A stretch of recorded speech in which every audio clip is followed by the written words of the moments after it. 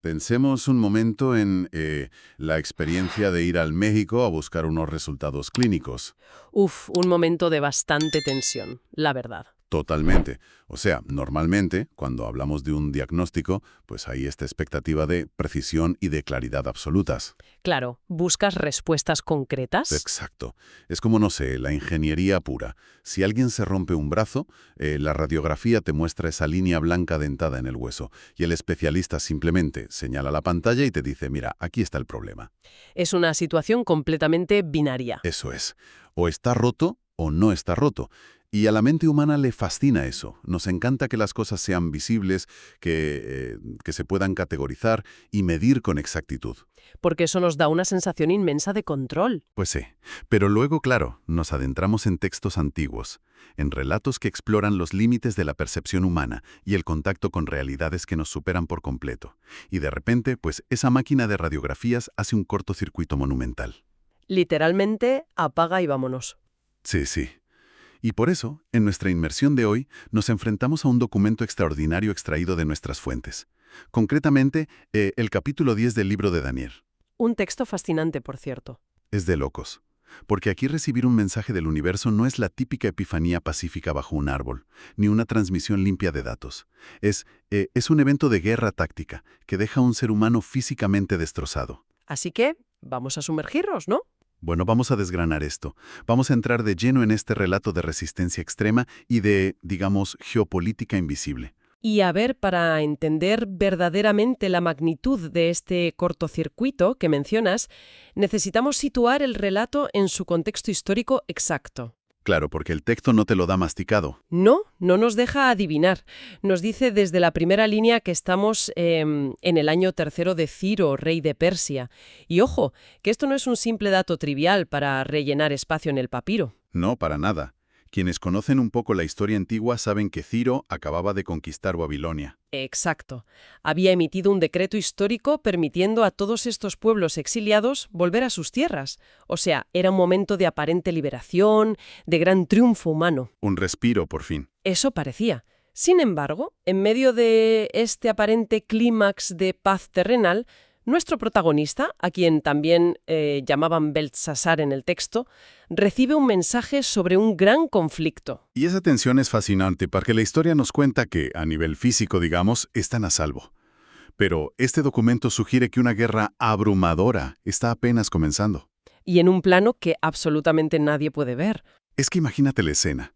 Todo el mundo a su alrededor probablemente está celebrando la liberación política bajo el reinado de este rey, de Ciro. Y Daniel entra en un estado que el texto describe como un duelo profundo. Y no un par de días, no, durante 3 semanas completas. 21 días exactos, sí. Y quiero que nos detengamos en la preparación física que esto conlleva. Porque, a ver, no se trata simplemente de estar triste y llorar en una habitación. Para nada, es mucho más extremo. El texto detalla una privación física que tela. Especifica que no comió ningún manjar delicado, no probó ni carne ni vino, y hay un detalle que resalta muchísimo en nuestras notas de investigación. Dice que no usó ungüento alguno. Y fíjate que eso, en el mundo antiguo, prescindir de los aceites, no era una cuestión estética o de coquetería. Claro, yo al principio pensaba, bueno, pues no se echa crema. ¡Qué va, qué va! Era quitarse la única barrera de confort y protección contra el clima abrasador de Mesopotamia. O sea, es exponer la piel al sol, al viento continuo, a las grietas. Te fríes, literalmente. Te fríes y sufres dolores físicos reales. Esa lectura del contexto climático es fundamental aquí. O sea, que iba mucho más allá de la dieta. Por supuesto, en las cortes del Antiguo Oriente Próximo, cosas como el vino, la carne y sobre todo los ungüentos eran símbolos de estatus. Eran símbolos de vitalidad. Y Daniel no era un cualquiera, ¿no? Exacto. Era un alto funcionario. Tenía acceso a absolutamente todos estos privilegios. Así que, al renunciar a ellos durante 3 semanas, lo que está haciendo es una deconstrucción voluntaria de su identidad social. Wow. Y no solo eso, sino de sus mecanismos de supervivencia más básicos. Está llevando su biología a un estado de vulnerabilidad absoluta. Para silenciar el ruido del mundo físico, quizá. Precisamente para eso. Espera, porque aquí me surge una duda importante, y estoy seguro de que a quienes nos escuchan también. A ver, cuéntame. Yo entiendo el concepto de vaciar la mente y el cuerpo para lograr cierta receptividad, Hoy en día tenemos estos retiros modernos de aislamiento extremo o los detox sensoriales que buscan efectos similares. Sí, los retiros de silencio y todo eso. Claro. Pero si el objetivo de este ayuno tan bestia es prepararse para recibir un mensaje divino, a nivel práctico parece un diseño terrible. ¿Por qué lo dices? Pues porque, como veremos enseguida, cuando por fin recibe la señal, su cuerpo colapsa por completo.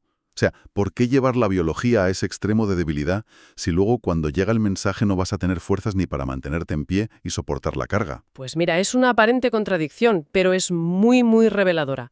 El texto no presenta este ayuno como un entrenamiento atlético, ¿sabes?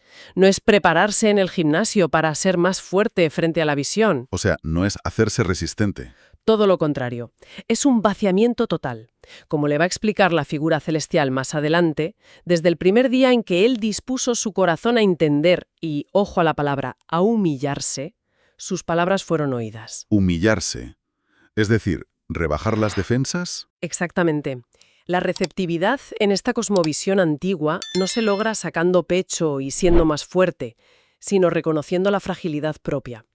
A ver, el cuerpo humano por defecto está sintonizado para ignorar ciertas realidades cósmicas. Claro, como un filtro. Simplemente para poder ir a comprar el pan y funcionar en el día a día sin volverte loco. Eso es. El ayuno lo que hace es romper ese filtro protector. Destruye la barrera entre lo visible y lo invisible. Y deja a la persona sin defensas ante la magnitud de lo que hay al otro lado. Desnuda, totalmente expuesta. ¡Qué bárbaro! Y ese concepto de romper el filtro protector nos lleva directamente al clímax de esta preparación. Todo este desgaste físico, estas 3 semanas, culminan en una fecha súper específica. El día 24 del primer mes. Sí, el texto es muy minucioso con las fechas. Mucho. Y el escenario elegido no es una cueva silenciosa en la montaña, ni una habitación cerrada a cal y canto. Es a la orilla del gran río Tigris. Un lugar que en aquella época era ruidoso, lleno de barcos, de movimiento, puro caos comercial. Exacto. Y allí, en medio de la vida normal, la barrera se rompe. El texto describe que Daniel alza los ojos y ve a un hombre vestido de lino. Pero la descripción no se queda en el lino, claro. ¿Qué va? La descripción que sigue es una sobrecarga sensorial absoluta. Apunta esto. La cintura ceñida con oro puro de Ufaz. El cuerpo brillando como el berilo. Que es una piedra preciosa deslumbrante, muy usada en la antigüedad. Eso es. Y sigue. El rostro como un relámpago y los ojos como antorchas de fuego. ¡Madre mía! Sus extremidades parecían bronce bruñido, y para coronar la imagen, el sonido de sus palabras era como el estruendo de una multitud, o sea, un ruido ensordecidor. Fíjate muy bien en los materiales que utiliza el autor aquí. Habla de oro puro, de berilo, de fuego, de relámpagos, de bronce bruñido. Es como maquinaria pesada celestial. Totalmente. En la antigüedad, esta es la iconografía pura del poder supremo. Es la metalurgia divina. No estamos hablando de un fantasmita etéreo o una luz difuminada. No es una aparición suave. Es hiperreal. Tiene una densidad y una presencia material que resulta casi agresiva para los sentidos humanos. Y aquí llegamos a un punto que realmente me desconcierta en nuestras fuentes, y creo que es donde la cosa se pone realmente interesante. A ver. El texto afirma explícitamente, y cito, «Solo yo, Daniel, vi la visión». Y menciona que había otros hombres con él en la orilla del río Tigris en ese momento. Sí, sus acompañantes. Claro, pero estas personas no vieron el oro, ni el relámpago, ni escucharon a esa multitud rugiendo. Sin embargo, a pesar de no ver absolutamente nada, el texto dice que un gran terror cayó sobre ellos y huyeron a esconderse. Es fascinante. Es de locos. ¿Cómo explicamos esto? Es decir, si el peligro no entra por los ojos ni por los oídos de estas personas porque no perciben nada, ¿cómo se transmite un pánico tan paralizante que su único instinto es salir corriendo despavoridos? Pues mira, aquí es donde el texto demuestra una sofisticación psicológica y fisiológica que es increíble para la época. Ya te digo. Lo que esos hombres experimentan se alinea muchísimo con lo que hoy en día, desde la ciencia, podríamos comparar con fenómenos acústicos o ambientales extremos. Ah, ¿te refieres a algo como los infrasonidos? Exacto. Como en esas estampidas, donde el pánico colectivo se desata sin un origen visual claro. O cuando ves a los animales huir horas antes de un terremoto, porque sus cuerpos registran vibraciones que la mente humana consciente aún no ha procesado. Has dado en el clavo. La presencia de esta entidad crea, digamos, una distorsión en la realidad. Es una presión invisible en el ambiente. Una onda expansiva que no se ve. Eso es. El sistema nervioso de los acompañantes registra una amenaza existencial gigantesca. Sienten un peso aplastante en la atmósfera y el cerebro reptiliano toma el control inmediato exigiendo la huida. Es supervivencia pura. Exacto. No necesitan ver el fuego para sentir que el aire quema, ¿sabes? Y esto subraya la naturaleza de la propia entidad. Su mera existencia en nuestro plano terrenal es incompatible con la biología humana ordinaria. Lo cual queda dolorosamente claro al observar al único que no huye, que es nuestro protagonista. Daniel se queda solo. Y las consecuencias de haber roto ese filtro protector del que hablabas antes, mediante el ayuno, pues se manifiestan de golpe. El choque es brutal. El texto es casi clínico en su descripción.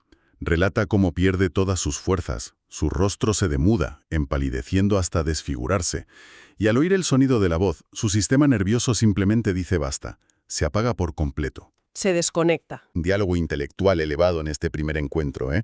Hay básicamente un traumatismo cráneoencefálico a nivel espiritual. Me encanta esa definición.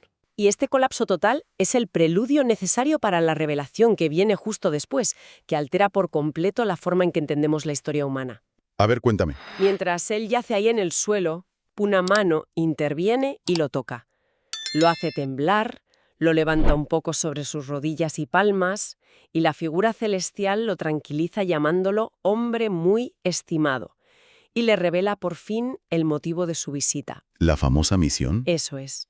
Y la razón que da para explicar su llegada en ese momento específico es, sin lugar a dudas, el núcleo conceptual de todo este documento. Uy, espera, quiero detener el análisis en este punto porque, revisando las notas de la fuente, hay una coincidencia matemática que de verdad me vuela la cabeza. Sí, los 21 días. Claro.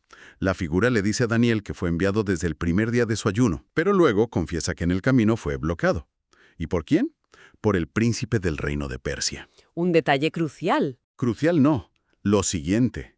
La figura detalla que esta resistencia duró exactamente 21 días. O sea, los mismos 21 días que Daniel estuvo sufriendo, sin comer, sin ungüentos, soportando el sol de Mesopotamia. Matemática pura. Es que esto significa que el desgaste físico en la tierra de Daniel no era solo una prueba de devoción para ver cuánto aguantaba. Era el reloj terrenal que marcaba minuto a minuto la duración de una guerra táctica en una dimensión paralela. O sea, su dolor y el bloqueo táctico militar estaban sincronizados. Es espectacular. Esa sincronización revela lo que los estudiosos de estos textos antiguos llaman la cosmovisión del capítulo 32 del Deuteronomio. Es un marco de referencia que es vital para entender el pensamiento antiguo. ¿Y en qué consiste exactamente esa cosmovisión? Pues mira, en esta visión del universo, las naciones y los imperios humanos no son entidades puramente políticas o geográficas, son territorios que están asignados a fuerzas o príncipes espirituales. Vale, entonces para que quede claro, cuando el texto habla del príncipe de Persia que bloqueó al mensajero, no estamos hablando del rey Ciro, de un humano de carne y hueso con su corona. En absoluto. Ciro es solo la cara visible. Es, digamos, la pieza de madera tallada en el tablero de ajedrez. Vale. El príncipe del reino de Persia es la entidad cósmica que verdaderamente ejerce la soberanía sobre ese territorio, en el plano invisible. El texto nos plantea un sistema de partidas de ajedrez simultáneas. O sea, un tablero arriba y un tablero abajo. Exactamente. Nosotros, los humanos, leemos los libros de historia y vemos a ejércitos cruzando fronteras o a reyes como Ciro firmando decretos y nos creemos que nosotros movemos las piezas. Qué ilusos. Así. Pero el autor del libro de Daniel sugiere que las verdaderas batallas se están librando en el aire, entre estas inteligencias territoriales colosales. Y lo que pasa en la tierra es solo el reflejo. ¡Wow! Es que esa metáfora del ajedrez simultáneo lo cambia todo. Destroza por completo esa idea ingenua que a veces tenemos de un universo donde los mensajes divinos simplemente bajan del cielo como, no sé, como una carta en el correo. Como un repartidor que llama a la puerta, ¿no? Exacto. Esto describe una zona de guerra activa. La figura celestial relata que se quedó literalmente bloqueada en un frente de batalla contra los reyes de Persia y que solo pudo romper las líneas enemigas porque alguien llamado Miguel, a quien describe como uno de los primeros príncipes, vino en su ayuda. Fue un rescate táctico. Un rescate militar de alto nivel. Hay jerarquías, hay emboscadas, hay trincheras invisibles. Y el propósito de esta misión, que casi le cuesta la vida atravesar, Era revelar lo que le sucederá al pueblo de Daniel, según el texto, al final de los días. Lo cual, si lo piensas, añade una capa inmensa de tragedia a todo el evento. ¿Por qué tragedia? Porque se está librando una guerra cósmica brutal y agotadora en el presente, simplemente para entregar información sobre otra guerra que ocurrirá en el futuro lejano. El nivel de esfuerzo es astronómico en ambas dimensiones. En la dimensión espiritual y en la física. Claro. Tienes la resistencia espiritual enorme de los mensajeros luchando por cruzar y la resistencia celular y biológica del propio Daniel aguantando el impacto. Y hablando de la resistencia celular, es que, a pesar de que el mensajero acaba de proporcionarle por fin las respuestas a los grandes misterios geopolíticos del universo, el cuerpo humano vuelve a fallar. No da para más. A mí me resulta fascinante ver cómo el documento subraya una y otra vez la absoluta insuficiencia del vehículo humano. O sea, al escuchar esta asombrosa explicación militar, Daniel vuelve su rostro a la tierra y enmudece. Literalmente, pierde la capacidad de articular palabras. ¿Se queda sin voz del shock? Y de nuevo, se requiere una intervención física directa. Efectivamente, el texto indica que alguien con, cito, semejanza de hombre, tiene que tocar sus labios. Y fíjate que esto es un mecanismo de transferencia de energía muy específico en estos relatos. ¿A qué te refieres con transferencia de energía? Pues que la simple presencia visual o auditiva de estas entidades drena la fuerza de Daniel, se la roba. Pero el contacto físico calibrado, de alguna manera, restablece sus funciones corporales básicas para que no muera allí mismo. Pero fíjate en lo que ocurre cuando sus cuerdas vocales vuelven a funcionar tras ese toque. Cualquiera de nosotros lanzaría preguntas estratégicas sobre el tablero, ¿no? Oye, ¿quién es este príncipe de Persia? ¿O pediría detalles sobre cómo lucha el príncipe Miguel? Sería lo lógico si te acaba de revelar la geopolítica secreta del universo. Pues no. Su única reacción inmediata es confesar su miseria física extrema, con un tono que, al leerlo, parece de pura desesperación. Dice que a causa de la visión le ha invadido la angustia y que no le queda fuerza. ¿Está al límite? Y hace una pregunta que resuena profundamente en las fuentes. ¿Cómo podrá, pues, este siervo de mi señor hablar con uno como mi señor? Y confiesa que no le queda aliento. O sea, la exposición a esta realidad paralela le ha robado hasta el oxígeno de los pulmones. Es que no somos recipientes diseñados para contener esta magnitud de información ni de energía. Totalmente. Nuestro hardware no soporta este software. Me gusta esa analogía. Y por eso, precisamente, ocurre el segundo toque físico. Es una auténtica reanimación. El que tenía semejanza de hombre vuelve a tocarlo con el propósito explícito, dice el texto, de fortalecerlo. Y le dice unas palabras muy concretas, ¿no? Sí, las palabras que acompañan al gesto son la clave de todo. Le dice, no temas, hombre muy estimado, la paz sea contigo, sé fuerte y esfuérzate. Sé fuerte y esfuérzate. Pero ojo, no se le está exigiendo a Daniel que encuentre la fuerza dentro de sí mismo en plan motivacional. Claro, no es un discurso de entrenador personal. Para nada. La fuerza humana ya se ha agotado por completo tras 21 días sin comer y el shock de ver a este ser. La energía vital le está siendo infundida desde el exterior mediante ese toque. Es como si un desfibrilador espiritual le estuviera ajustando los voltios poco a poco para que el sistema nervioso no vuelva a fundirse de golpe. Exacto. Y una vez estabilizado, cuando Daniel relata que por fin recobra las fuerzas y pide que se le hable, el mensajero se prepara para entregar su mensaje profético.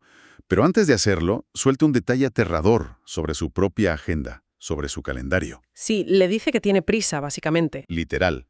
Le dice a Daniel que tan pronto como termine esta conversación, se tiene que marchar al frente.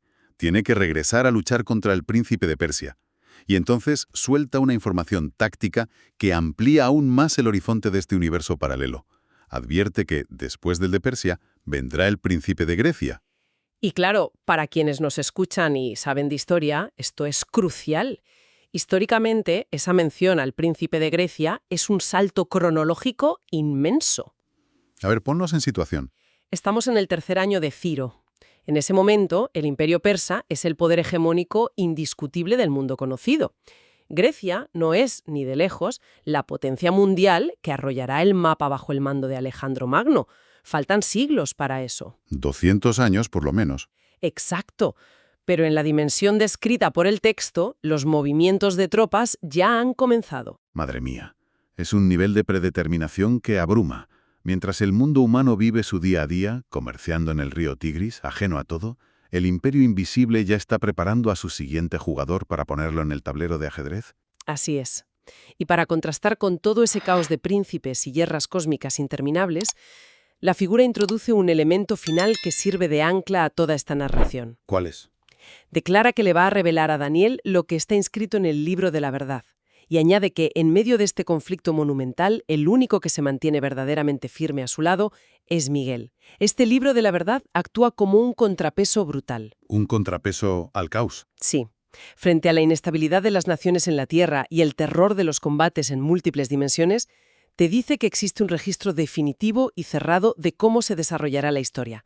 Todo está ya escrito ahí. Un registro que parece inamovible a pesar de todo el sufrimiento humano que conlleva. Así es. Pues si recogemos todas las piezas que hemos analizado hoy en esta inmersión, el panorama que nos deja este texto antiguo es gigantesco y a la vez profundamente perturbador.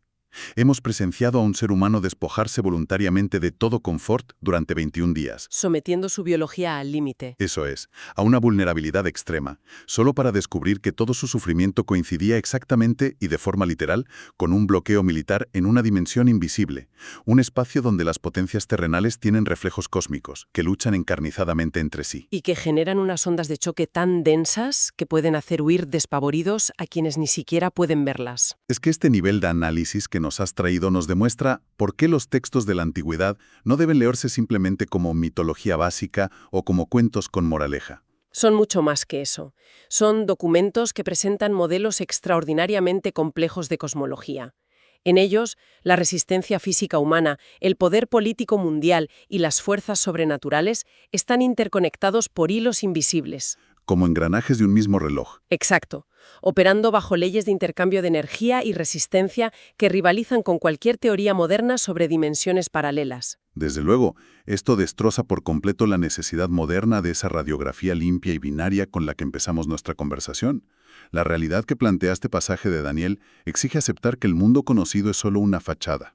Es una superficie pequeña y muy frágil que oculta abismos incomprensibles. Y eso nos deja con una pregunta enorme. Sí.